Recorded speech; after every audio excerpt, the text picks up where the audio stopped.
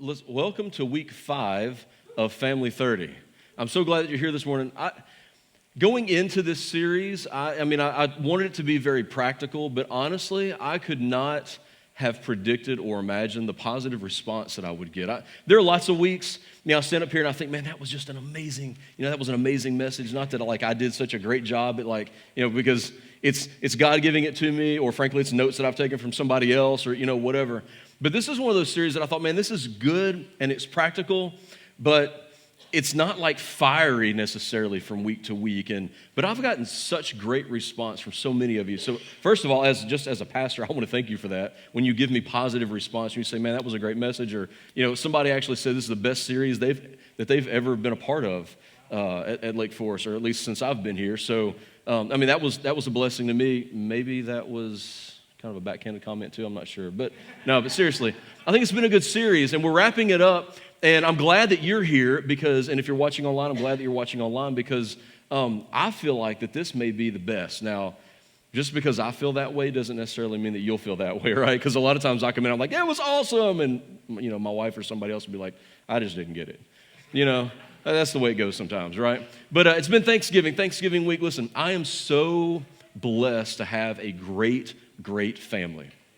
Stephanie and I were both raised with a good, loving mom and dad that we still have a great relationship with. I'm an only child. She has a brother. We have a good relationship with her brother. We've got 4 kids. He's got 4 kids. And for years, other than when we lived in South Florida, we didn't get to do this every year that we lived there, but pretty much every year since we've been married, and even some years that we were dating, except for those few years we lived in South Florida, we have been able to get the family together, pretty much all of us, for Thanksgiving and for Christmas, quite frankly. But we get together. So my mom makes the turkey and the dressing and the sweet potato casserole, and Stephanie's mom makes pretty much everything else, right?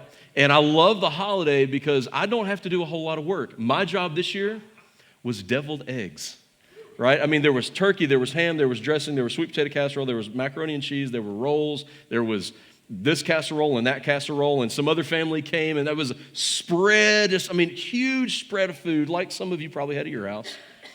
And I made the deviled eggs. Listen, I will bring deviled eggs to anything that you invite me to where there's all kinds of other food. Because it's easy, right? It's easy. It's one of those holidays that I love because our family gets together, and my job, for the most part, is usually pretty easy when it comes to Thanksgiving.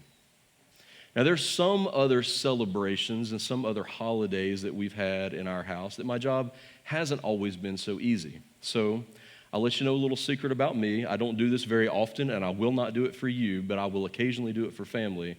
Sometimes I decorate cakes. Yes, I know, you probably just thought that I like to eat cakes. But occasionally, my wife's aunt actually taught me a few things. I'm not like the cake boss. No. I don't do fondant. I can't. I tried once and it melted off the cake. But I love decorating cakes. I didn't bring any pictures, but I enjoy. I don't want to say I love it. Let me back up. I don't love it. I can do it, right? And so occasionally, for my kids for birthdays, I'll do that. And I can remember some times, one in particular. I want to say it was Campbell's. Was it Campbell's first birthday? That I made the cake and it wasn't just right. It was midnight, right? The night before the party, midnight, maybe 1 a.m. And it's just not. And I threw it in the trash. Just trashed the whole cake and started over because I wanted it just right. And so here's what happens. On those days when it's up to me to the cake, they take me hours and hours and hours, and usually I'm decorating rooms and stuff too. Whatever Stephanie says, put streamer over here, I put streamer over there. She's cleaning the house and she's doing a lot of other stuff and getting all the other food and stuff together. But there's it's the cake, right? It's the centerpiece. My baby's gonna blow out these candles, right? Everybody's gonna see this and they're either gonna pat me on the back or they're gonna think, why did he not just order one? And so there's this stress, this pressure, and there's other days like that, and you've probably got days like that in your life. And whether you're running around, you're cooking, you're cleaning, you're trying to get something done, you're running out of time, you're running low on sleep, you might sleep 2 or 3 hours, 2 or 3 nights in a row, and you're drained, and you've got to be on. And whether it happens before the party or after the party, you're going to be on for the party, but maybe even on both sides, you're looking at your family, your wife, your kids, whoever's around you, and you're just barking at them all the time. I don't know why you can't get this done. Why isn't this clean? Why isn't this done? Who got the ice? Right? And you just you're so, you're the Grinch, right? That your heart just shrunk. It's two sizes too small in that moment. And we like to blame it on the stress of the event. But the reality is, it's not the event. I mean, the event may be stressful, but it's not the event. It's not the stress of the event. It's not even the activity of us running around and doing the stuff because, come on, millions of people have cleaned their houses, cooked meals, made cakes, or whatever it is that you've got to do to get ready for family and friends to come over. A lot of you did it this week. Hundreds of millions of people have done that and not lost their temper. I might have one day thrown a pan out the door. I won't say that was at my mother-in-law's house, but, millions, hundreds of millions of people do these things and they don't lose it. They don't growl at their families. They don't yell and say things and stomp and slam doors. It's not the event that does it to us. It's not that time, even that maybe it's a week of preparing for it. It's not that. It's all the days leading up to that did not prepare us for that time of high stress, high expectations. And we all need something in our lives. I believe that we all need something in our lives to help us prepare for those times. And so what I want to share with you this morning, I hope is just really practical. In fact, let me just show you. The title of this week's message, this is week 5, is the Love Jug. And so I brought a Love Jug this morning. And this is how practical I want it to be. I would actually, literally, I would suggest, especially those of you who have parents, just get you a jug at home, call it the Love Jug, maybe write Love Jug on it. Maybe you want to my wife this morning said, because I did this at home with my kids a couple of nights, with my whole family actually a couple of nights ago.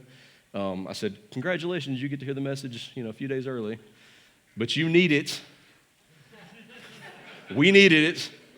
I won't say which family member did. It might have been me, but anyway, it really wasn't. But get a jug. My wife said to me this morning, you could have gotten a pretty crystal one. I'm like, yeah, but I'm just plain, Maybe I should have got a 3 or 4 gallon jug, but we got 2 quarts, all right? Get a Love Jug, stick it in your house, stick it under the sink, stick it in the cabinet, somewhere that you can actually talk about this with your family, especially those of you who have kids, because you can do this. You might not preach the whole message this morning, but I promise you, you can use the idea of the Love Jug and share this with your family, and it can change the way that you think about what you're doing from day to day, and especially in those really stressful situations that you may have just come out of, and you're probably thinking, I do not want Christmas to go like Thanksgiving.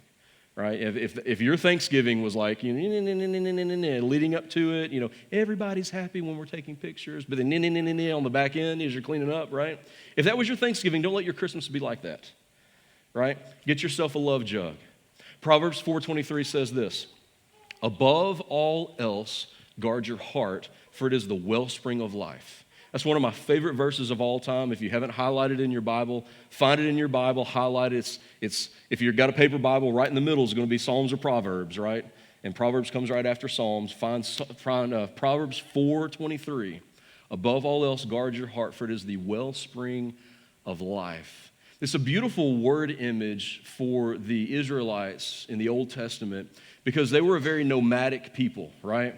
And they traveled, right? And they didn't travel like, some of y'all may have driven or flown from here to, 1,000 miles away to go visit family, this thing. They didn't travel like that. They stayed in a regional area, but they were pretty regularly on the move because they were herdsmen, they were shepherds, right? They were a very agrarian society, and they had to move where there was water, where there was fresh water, and where there was, green grass and all that kind of stuff so they could plant their gardens and that sort of thing.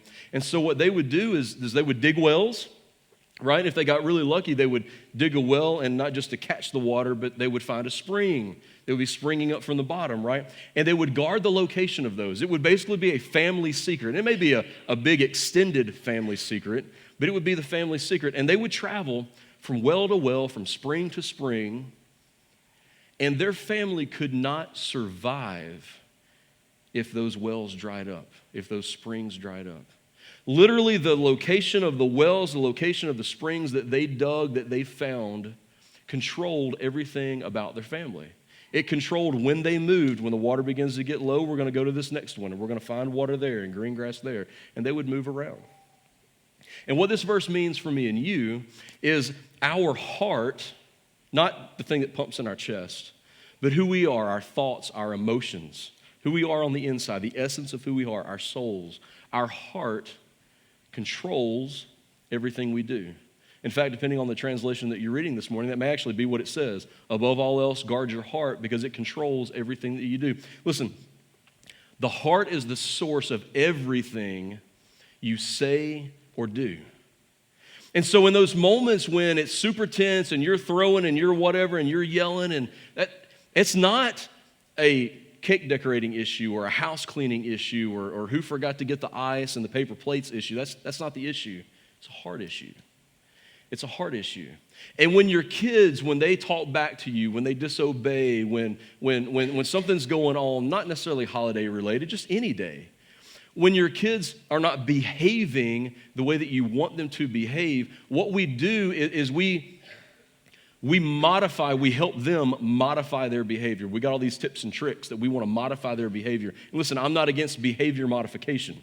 We definitely need to modify the behavior of the people around us to be disciplined, to greater glorify God. For our kids, they need to learn to obey. There's nothing wrong with behavior modification, but I promise you this, if you stop at behavior modification, if all you do is to get your little soldier to walk in a straight line and come when you call, then the day is going to come when that behavior modification isn't enough, because the behavior is a heart issue.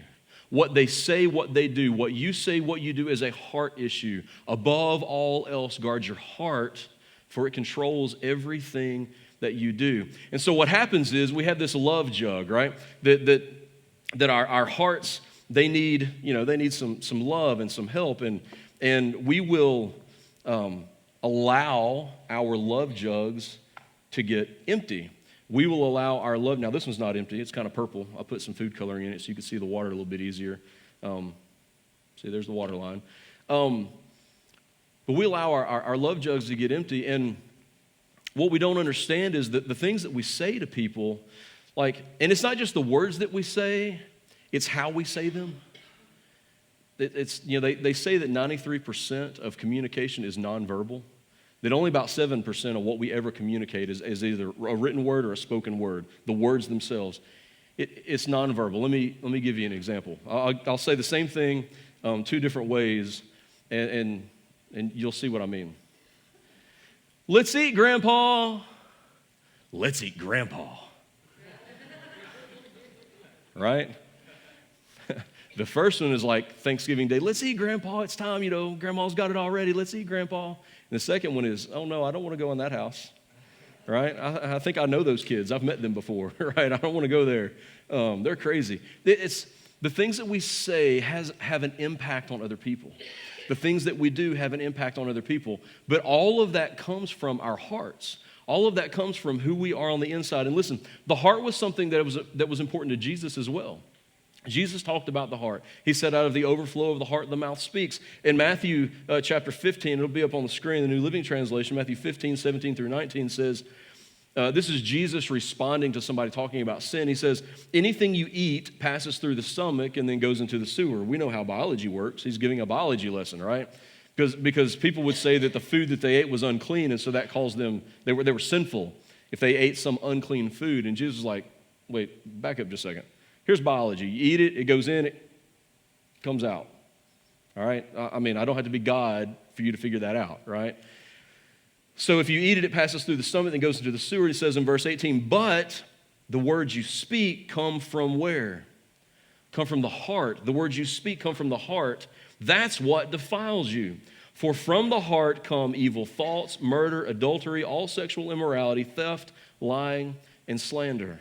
And what Jesus is saying in verse 18 is the condition of your heart is what's important.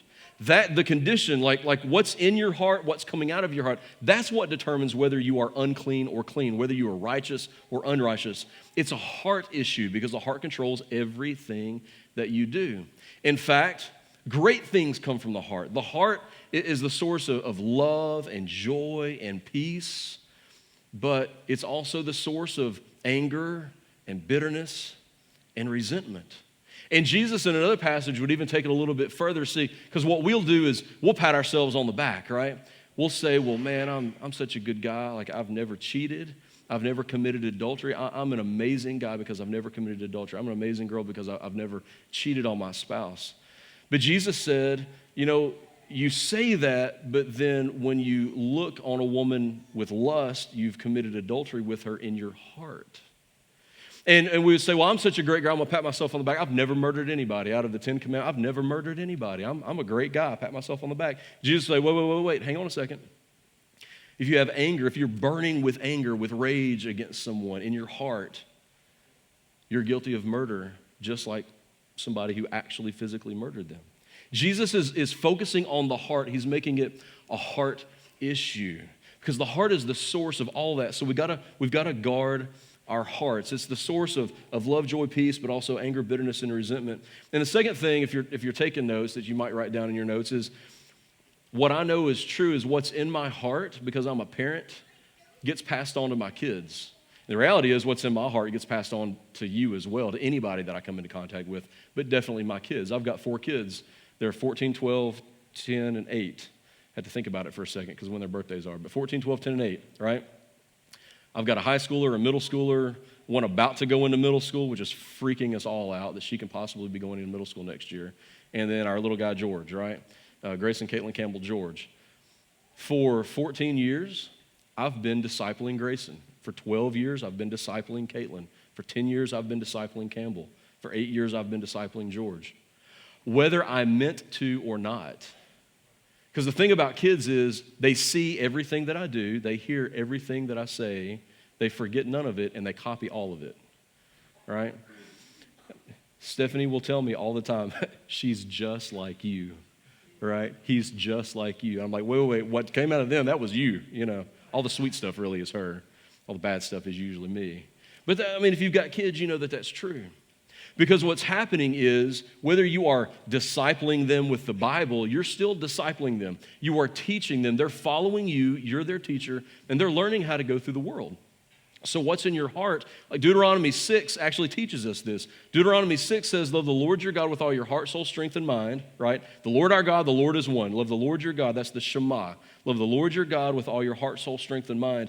And then Moses goes on to say, he addresses parents. Like right after that, he says, take these commands that I'm giving you today, write them on the doorposts of your house, put them everywhere that you can see them, and then repeat them again and again. Repeat them again and again to your kids when you get up in the morning, when you walk along the road, when you're sitting at home, when you're going to bed at night, because your kids catch it, right? That what's in my heart, if I truly love the Lord my God with all my heart, soul, strength, and mind, then that's what I'm repeating to my kids. And so they're discipled by my heart one way or the other. And I can't give my kids what I don't already have. Some of you need to write that down. I can't give my kids what I don't already have. Do you remember Proverbs 4:23? Above all else, guard your heart, for it is the wellspring of life. You can't give your neighbors. You can't give your spouse. You can't give your coworker at work. See, I encourage you week after week after week to invite somebody, and some of you, you're just afraid to. But then some of you, the reality is, I'm not sure that love the Lord your God with all your heart, soul, strength, and mind is a part of you yet. You've trusted Jesus as your Savior. You've come to the point where you know that you're a sinner, you believe and you trust God for salvation, and you would say, I love God. But is it the kind of love with all my heart, soul, strength, and mind? Is it the kind of love that's guarding my heart, that's only letting God stuff in so that God's stuff comes back out? Because sometimes we won't go to the cubicle next to us to invite our cubicle mate to church because they're in the cubicle next to us. They see how we act Monday through Friday. They hear the things that we talk about and what we say and what we watch on our screens and the jokes that we tell around the tailgate of the pickup truck, right? I mean, they know us sometimes better than our families know us, but they know us pretty well. And we get embarrassed because maybe we haven't been guarding our hearts and maybe we've been pouring our love jugs out not quite the right way. So the love jug. I really need to focus on this for a minute. All right. So this can be as short or as long as you want to make it with your kids. Stephanie was like, you don't need to work on the sermon anymore. It was just the right length a couple nights ago. I worked on it some more. Anyway, nobody laughed at that one. So I brought some glasses with me. This one I had to wrap up a little bit because, this one's going to represent Stephanie. It's a beautiful glass, right? It's the kind of glass you put maybe some red or white stuff in that I wasn't allowed to drink in my house growing up. Maybe some of you weren't allowed to drink in your house either. But the reality is, it's the fruit of the vine, right, that we might put in there. This is the kind of glass that just would not be allowed in a good old-fashioned Baptist church like us. I'm just kidding. We can talk about that separately sometime. But it's a beautiful glass, right? Beautiful gold rim, adorned well. My job as a husband, I've taught you guys over the last year, my job as a husband is according to Ephesians, is to wash my wife in the Word. And whether I'm washing my wife in the Word or not, without a doubt, I should at least love her, tell her that I love her, right? Say kind words to her. And so here's what happens. I've got a love jug. This is me. This is my heart full of love, hopefully full of the love of God. But every single day, as I talk to my wife and I spend time with her and I answer her texts and I answer her phone calls and I talk to her when I get home at night, I'm pouring out of my love jug into her life. And hopefully I'm pouring some very positive things into her, and it's affecting her life. It is to some extent filling her up. Now, some of you ladies, you're like, I don't know what's wrong with my husband. Like, he comes home from work and he just does not talk to me. I need him to do that. I need him to love me, to say kind things. Listen, ladies, on average, you speak 22 to 23,000 words a day. Guys speak about 7,000 words a day, most guys. They're out of words when they get home. They don't really have anything else to say. But guys, that doesn't let us off the hook. We need to make sure that our love jug is full so that we can, now it's probably opposite with me and my wife. I'm full of stuff that she doesn't even want to hear, right? I just talk all the time. But we gotta, guys, we gotta love our wives. We gotta fill them up. And I don't know what your family looks like necessarily. We all have different kinds of, different sizes of families. But we have Grayson and Caitlin. We affectionately call them the Bigs. And then we have George and Campbell. We affectionately call them the Littles, right? And as a good dad, as a parent, right, I should also speak into their lives and, speak positive things into them and love on them and pour out of the overflow of my heart. Remember, Jesus said, out of the overflow of the heart, the mouth speaks.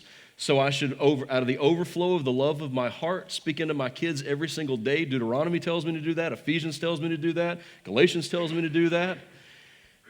So as a parent, I'm pouring into or as a husband, I'm pouring into my wife. As a parent, I'm pouring into my kids. And here's what I want you to notice. My love jug's getting a little low, right? Because if I've spoken love into them the way that I should, the love jug begins to get full, but I haven't even left the house yet.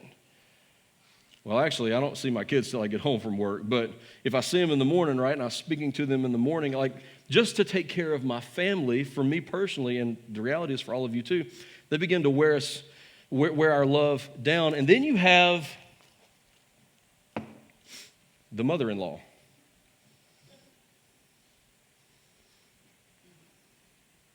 I said I wasn't going to make mother-in-law jokes last week. I love you, Miss Mary Jane. No, seriously, I do love my mother-in-law. But there's that extended family, right? We may not spend as much time with them. I told you that my family's all here. We all get together at one house for Thanksgiving. We talk to them. You may not spend as much time with your extended family, but there are your adult brothers and sisters, your nieces and nephews, your cousin, your family. And when you're around family like you're going to be at Christmas, right? You have a love jug that you're pouring into. And sometimes the mother-in-law, the brother-in-law, whatever, they can get on your nerves a little bit. We call them extra, right? They're just a little extra. And so they need a little bit of our extra love, right? And so we pour into them, but we haven't even talked about work, right? And so you go to work and there's that one guy at work, whether it's your boss or it's a coworker, it's the person in the cubicle next to you, like they definitely need a little extra.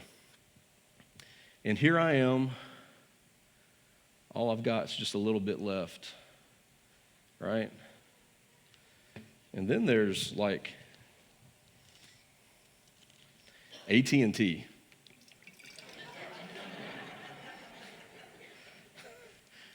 There's nothing left for AT&T or anybody else. I'm sorry if you work for AT&T. Y'all know when you got to talk to a cell phone provider, an internet provider, a cable provider, yeah, they don't get that at all, right?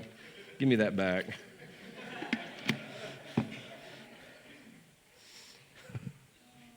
So what happens, right? In the course of a normal, good week, this is what it looks like, right? You're doing your job, like you're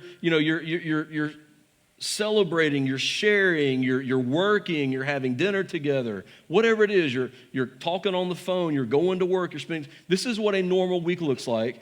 And at the end of a normal week, and maybe in the middle of a normal week, frankly, by the end of Monday, this is what it looks like. And you come here once a week, most of you. You come on Sunday mornings. And this is where you get filled up. Listen, keep coming on Sunday mornings. This is where I get filled up, right? We come and we worship together. You go to a small group, a life group together. Maybe you spend some time with friends. I love how our senior adult ladies, most weeks, they go and they eat lunch together. I think we've gone out with Thomas and Sarah for lunch, like, I don't know, 5 or 6 out of the last 6 or 7 Sundays, just for whatever reason. We're usually the last ones here, and we love Thomas and Sarah, and we're like, okay, let's just go to lunch. Like, what are y'all doing? I don't know. What are y'all doing? I don't know. Where do you want to go? I don't know. Where do you want to go, right?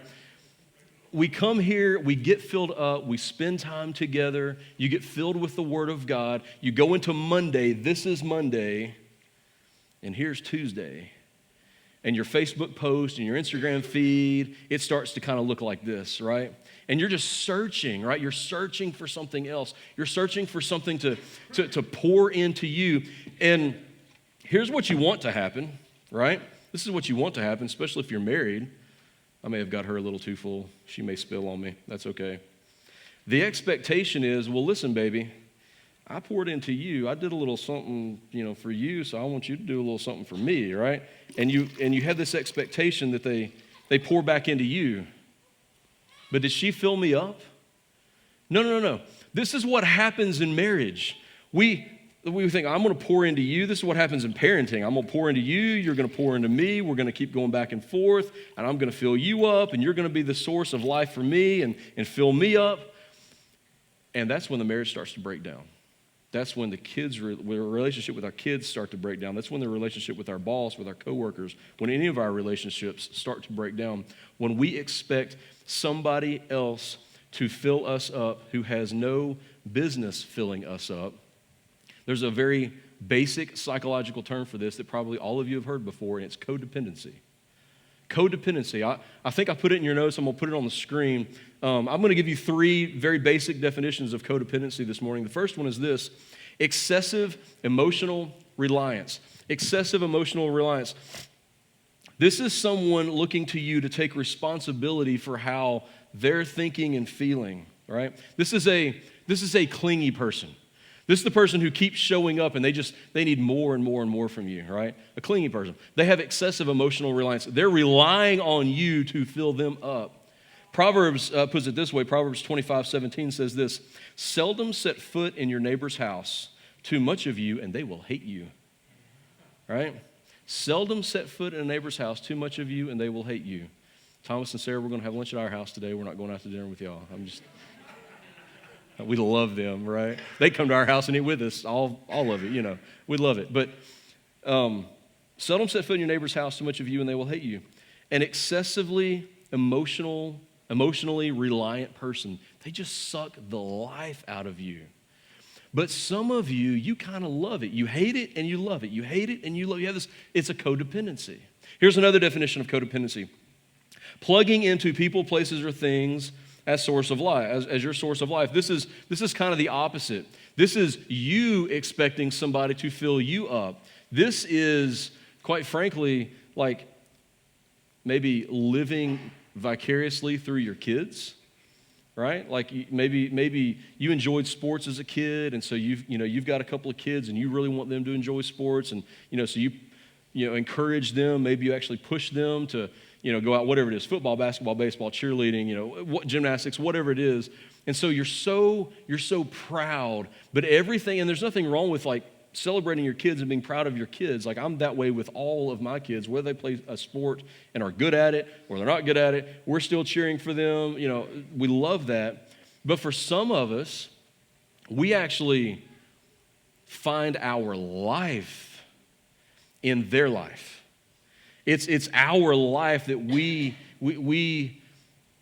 expect them to play so that we can coach them, so that we can get back onto the field, so that we can be the ref. And again, I'm not saying don't be your kid's coach and don't be a referee. That's not what I'm talking about. But there is a difference between a healthy involvement with our kids and encouraging them and showing them, a sport or whatever hobby it is, hunting, shopping, whatever it is that we enjoy doing, sewing. But there's something else about sort of vicariously living through their lives, plugging into them or plugging into a thing. Sometimes, like, we find our source of life in an activity, in something. We find our source of life in going hunting. We find our source of life in maybe it's in watching movies and watching TV. Like, if you're just really run down, I'm just going to go to the TV, and that's what's going to energize me. I'm going to go see a movie. That's what's going to energize me. It becomes the source of life for you. You are dependent on a thing, on a person, on an activity that has a limit to it. It's going to run out just like you run out. That movie only lasts an hour and a half to 2 hours, and you pay like $15 to go see it. And if you get popcorn, it's like $25 or $30, right? If you get all the other stuff that goes along with it, and then it's over. You get back in your car, and 10 minutes later, you can't even remember what they said. It's codependent. Let me give you the third definition of codependency. Pouring all of yourself into others, sitting around with an empty love jug waiting for them to pour back into you. Some of you have an amazing servant's heart. Some of you are awesome parents. You're awesome spouses. Some of you are single parents, and you're an amazing single mom with kids, and you're amazing at work. Like, you'll help anybody at work, whether you're married or kids or whatever, just at work. Like, if somebody needs help, they know they can come talk to you, right? You're that way around the church. If somebody needs help, they know they can call you. I will not tell you that I got stuck in the backfield last night and called my best friend Thomas to come pull me out, all right? Because he's an amazing servant. And I knew if he was there and he answered, I'm like, yes, I'm getting out of this tonight. Yeah, my wife said, you're going to get us stuck. I said, no, I'm not. Be quiet. I'm good. Thomas, come help. But here's the problem. Sometimes, and again, serve, love, be amazing. But sometimes we pour ourselves into so many people that eventually we run out, and then we're sitting around and we're wondering, why doesn't anybody else do anything? Why doesn't anybody else help me when I need help? Why doesn't anybody else ever pour back into me? And the reality is, we don't even realize it. We would never use this term for it, but the reality is we've become codependent. Because we've poured ourselves out, we've poured into them, and now we're expecting them to pour back into us. And it might happen occasionally, but it doesn't happen very often. And if that person has become your source of life, the reality is you're setting them up for failure, and you're setting yourself up for disappointment. Because here's the truth. The people you are pouring into are limited people. The people you are pouring into are limited people. They have a limited supply, right? And you're going to empty your jug, and they're going to empty their jug. And they're limited. What they can give you back is limited. The people you're pouring into are a limited supply. And when the supply is limited, we get desperate. When the supply is limited, we get desperate. Do you all remember that horrible, awful event in our nation just a couple of years ago when they announced that they were no longer making Twinkies. What did everybody do? They rushed out and bought Twinkies. Limited supply, today only, Black Friday, $9.99, we only have 100 TVs left, whatever it is. Like, there's this desperation. People will knock each other down on Black Friday to get in and get that one $150 72-inch TV, whatever it is, right? They're desperate for it because it's a limited supply. The reality is, what happens on those days when you're just biting everybody's heads off or you feel depressed? Maybe you're not a biter, maybe you're you're a sulker, right? However it is that you respond, it's desperation. You desperately need to be filled.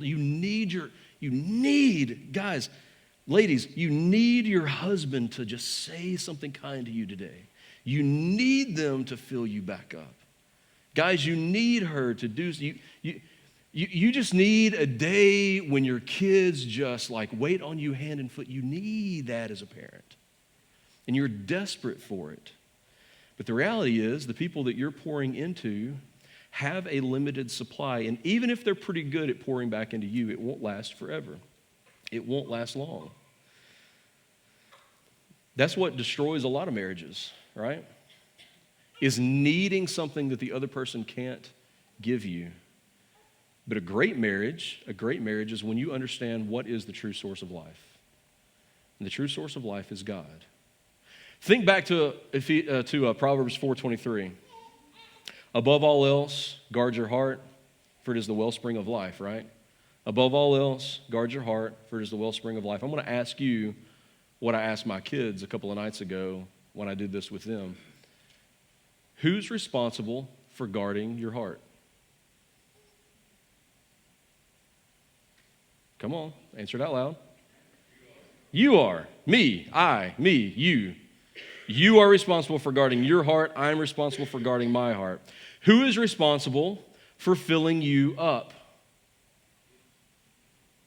Let me rephrase that. Who is responsible for making sure that your heart is full? You, me. Who's the source? Who's the unlimited source that can absolutely keep you full? Jesus, God. That's the only answer. You are responsible for guarding your heart. You are responsible for making sure that your heart is full. It's not your wife. It's not your kids. It's not your husband. It's not your coworkers. It's not your boss. You don't go to work to fill up your heart. You go to work to fill up your bank account. All right? That is, hopefully. Work does not, you may even enjoy your work, but it's not the source of your life. It is not the source of your life. This work, this church, listen, I love what I get to do here. I love all of you. I would not trade being a pastor for anything. But you are not the source of my life. This church is not the source of my life. Because you're limited. This church is limited. Only God is unlimited. He has to be my source. He has to be your source to fill you back up, because the people you're pouring into, they're limited. Listen, whoever is the source of my life, I will also blame as the source of my problems. Whoever's the source. So if your spouse is the source of your life, if you're treating your spouse, if you're expecting them to speak into you and to fill you up, if they're the source of your life, and that's the expectation that you get from them, you're also going to blame them as a source of your problems. Because listen, when you feel like this, when you feel empty, and you need it desperately, you're like a crack addict. Will somebody please just love me and fill me up, right? When you need it, thank you for laughing. That was funny, nobody else laughed. That was good, I love it. When you need it and you need somebody to fill you up, and they don't, it's not your fault, it's their fault. I mean, that's the way you think about it, right? So if this church is the source of my life, man, I hate all of y'all because y'all don't fill me up, all right? You're the source of my problems. Man, if they would just bring some more laundry detergent, I wouldn't have to go out and buy it all myself. If they would just come and I don't know, if whoever's supposed to mow the grass this weekend, we're not mowing the grass right now, so I'm not picking on anybody, but if whoever just mow the grass this weekend would get here and trim it right and blow it right and cut it right, then I wouldn't have to do it, or somebody else wouldn't have to do it, right? If somebody would just, whatever, in your life, in your family, at work, if somebody else would just do what I need them to do, I would feel so full. And what happens when they don't do it? First of all, they may not even know that you expect them to. But secondly, they may not even be able to. That's the reality. They may not even be able to pour back into you. And you begin to blame them for your problems. And the reality is, whoever is the source of your problems also becomes the solution to your problems. Because you're like, I'm empty. My husband won't fill me up. He's the source of my problems. He's also going to be the source of the solution. I think I'm going to file for divorce. Because if I get the problem out of my life, then the solution is I get that problem out of my life, I'm going to find a new problem to bring into my life. Right? I mean, that's really how marriages end. Expecting on one side or the other, sometimes on both sides, but expecting someone else to fill you up. That's how a lot of relationships end. They weren't there when I needed them. I'm not going to talk to them now. My parents weren't there when I needed them, and so I haven't talked to them in 20 years. My sister wasn't there when I needed her. And even though she needs me now, and even though I know that, she could use my support, I'm not going to go across town, or I wouldn't even go across the street to talk to her because she wasn't there when I needed her. And it builds resentment and a hard heart. It ends relationships because we're expecting somebody to do something that they can't do. So, the only answer is that Jesus is the source of your life. Matter of fact, let's put that up on the screen. Jesus is my source of life, not you. Jesus is, I'll tell you what, everybody stand up real quick. Just stand up. Say this out loud with me. And you can point your finger at me, all right? Because don't point it at the person next to you. Not yet. That's expert level courses, okay? We're at the beginner level this morning, okay? But you can point at me. Say it with me. Jesus is my source of life, not you. There you go. Say it one more time. Jesus is my source of life, not you. All right, have a seat. Have a seat. Thank you. That's the reality. Listen, you don't want to say to your wife, you're not my source of life, Jesus is. Like, don't do that, guys. But in your minds, and ladies, in your minds, whether it's a coworker, whatever it is, whoever you've got that relation, there's going to be tension this week, right? Some of you, you've been off for 3 or 4 days, you're going to go back to work. Some of you, maybe you've been off a whole week on vacation, you're going to go back to work. You're going to go back to school, kids. There's going to be some tension, there's going to be some stress. Maybe it's in your household getting up, because I don't know if your kids are like my kids, but they've been up like really late. Right now, they got to get up a little bit earlier and get back into the swing of things. Some of y'all got to catch a bus, whatever. There's going to be that stress. There's going to be that tension. And you're going to be tempted to empty your love jug and just be like, this week, Monday morning, to everybody. What you have to understand is they're not your source of life. When you're expecting them to do it your way because it's your way and you need to be filled up, just understand, Jesus is your source of life, not you. Again, don't say that to your wives. But think it. Think it. And yes, sometimes there has to be that conversation, right? Sometimes you might need to sit down with somebody around the Christmas holidays, wrapping up from Thanksgiving. Maybe you need to have a phone call or a face-to-face or a cup of coffee with a family member, with a brother, with a mom or a dad or whatever, and say, listen, I just need you to understand that I have been dependent on you to fill me up, and I'm releasing you from that. Because the reality is, Jesus is my source of life, not you. And I've been holding it against you, and I want to apologize to you. But I just need you to hear that Jesus is my source of life, not you. Maybe you need to have that conversation with somebody. John 14, 15, and 16 says this. This is Jesus speaking. If you love me, obey my commandments. And I will ask the Father, and he will give you another advocate who will never leave you. Listen, if you've trusted Jesus as your Savior, the Holy Spirit indwells you.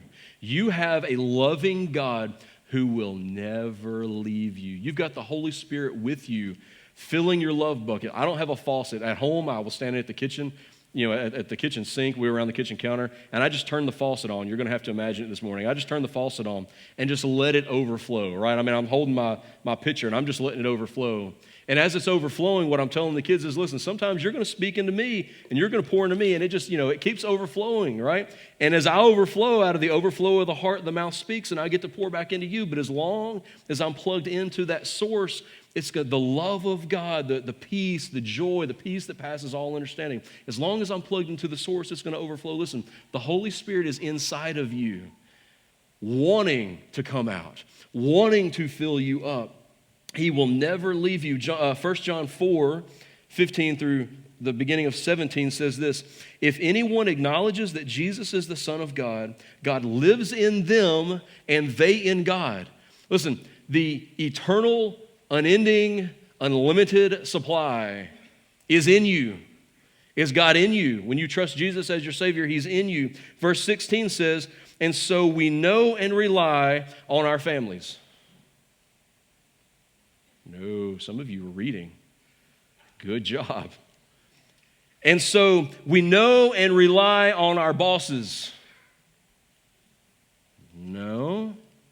It says, and so we know and, listen, we know and rely, the source of life, the source that's going to fill our love jug. And so we know and rely on the love God has for us. God is love. Whoever lives in love lives in God and God in them. Verse 17, this is how love is made complete among us. This is how love is made complete among us. This is how the love jug gets filled up. Fill me up, God. And not just on Sunday morning, Monday through Saturday too. Fill me up, God.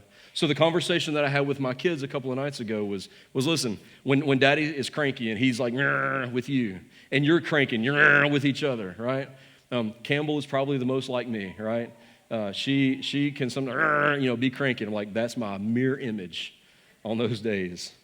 And what I said to all my kids and to Stephanie, like, what we have to remember is when we're to each other, our love jug's empty. It's not that we're out of words to say, it's we're out of love to share. We've not been keeping ourselves filled. Who's responsible to keep this filled? Me. When I'm, it's my responsibility to me, to plug into God. It means I'm not spending time with God the way that I should be spending time with God. It means that I'm not, maybe there's some music that I need to turn off and turn on some other music so that throughout the course of my day I can listen to that. Maybe I need to turn off any news station, CNN, Fox News. Like if you're a political junkie, like right now, just turn it off. Walk away because right now I don't care which side of the aisle you're on, because you're just watching way too much Fox News or way too much CNN or whatever it is. Turn it off and turn something else on. Listen to the Bible on audio. Listen to fill yourself with God. Let God fill your love jug so that you can keep pouring into other people.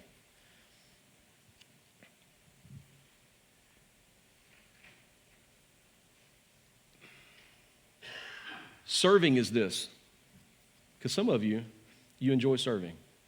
Some of you don't enjoy serving. And the reason you don't enjoy serving is because you're empty. But you know what serving is? Serving is the pouring into somebody else's love jug who's not expecting it.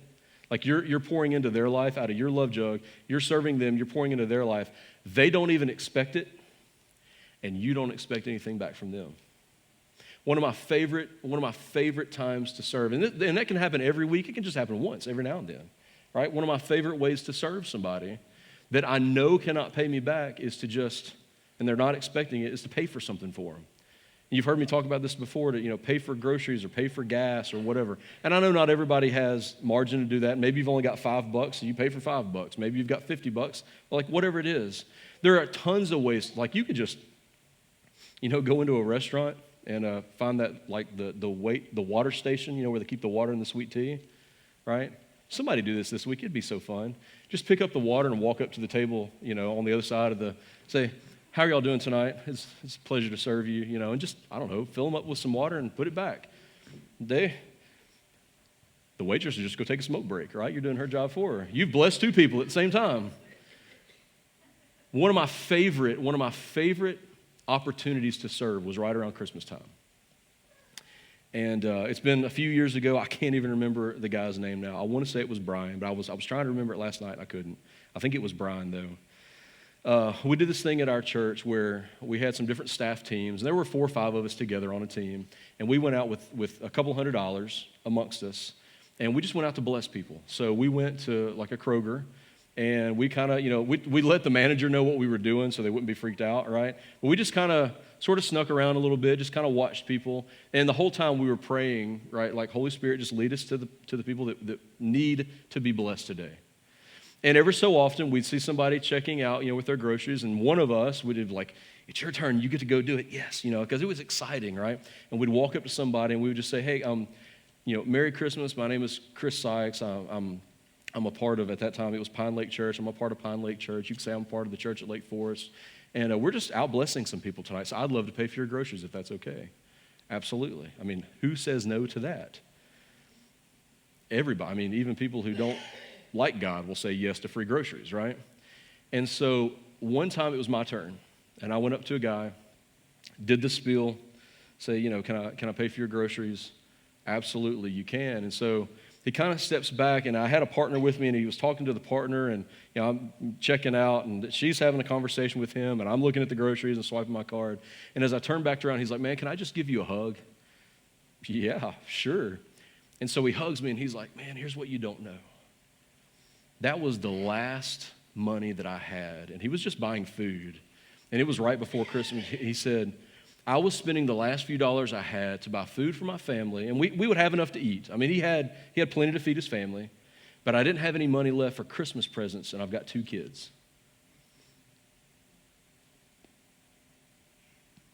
And because you paid for my Christmas presents, or paid for my groceries, I get to go buy Christmas presents for my kids. So thank you. So, man, that's awesome. We prayed for him. We hugged him. Of course, we invited him to church. We gave him an invite card.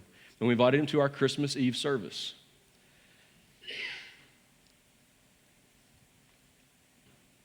So we came to Christmas Eve. And I didn't get to see him at Christmas Eve, but he came down front at the end, and he found a pastor, and he said, I just wanted to let you know, will you get word back to Pastor Chris that I came tonight, that I came for Christmas Eve, and that, man, it was a blessing to my family, and I just want to say thank you again as a church. And so the message got back to me, man, that's awesome. He came for Christmas Eve, amazing. About 6 weeks later, the same pastor that relayed the message to me came to me, and he said, you remember that guy that you paid for his groceries, right before Christmas, about 6 or 7 weeks ago? He's been coming every week. And he's been listening to Pastor Chip, and he came forward this morning to trust Jesus as his Savior, and I'm going to get to baptize him. Listen, I served, and I'm not patting myself on the back because I served. I would not have gone and done it if somebody else hadn't said, hey guys, let's go do this, right? I got led into it, but once I got into it, it is amazing. Because out of the overflow of my heart, out of the abundance of what God has put into me and what God has put into you, the world can be changed. You can't change everybody in your world, but I guarantee you there's somebody in your world that you may not be changing the whole world, but you're going to change their whole world. That it may just be by paying for somebody's groceries this Christmas. It may be by picking up the phone and calling a family member, like I talked about last week or the week before, calling a family member, apologizing, inviting them, pouring out of your love jug. But you cannot pour out of that love jug if it's not full, if it doesn't have anything in it to pour out. So I want to close with these 2 questions this week. Very simple. Who do you need to fire, and who do you need to quit? Because there's somebody that you're relying on to fill you up. I guarantee you, we all do. I rely on my wife, and she probably relies on me. There are plenty of days where we rely on each other to fill each other up. And we need to fire each other. You will save your marriage by firing your spouse as your source of life. There may be somebody else in your life that you need to fire as your source of life, because Jesus is your source of life. And the second question is, who do you need to quit? It's very easy for me to get wrapped up in trying to make my kids and my wife and the rest of my family and all of you make you happy and be your source of life, because I want to serve and I want to pour in, and sometimes I just need to quit. Sometimes you need to quit being somebody else's source of life. Quit being the codependent person. Maybe you're the enabler. Maybe you're the one being enabled. Who do you need to fire? Who do you need to quit? And above all else, this holiday season, guard your heart. Above all else, guard your heart. for it controls everything you do. It is the wellspring of life. Jesus is my source of life. Who's yours?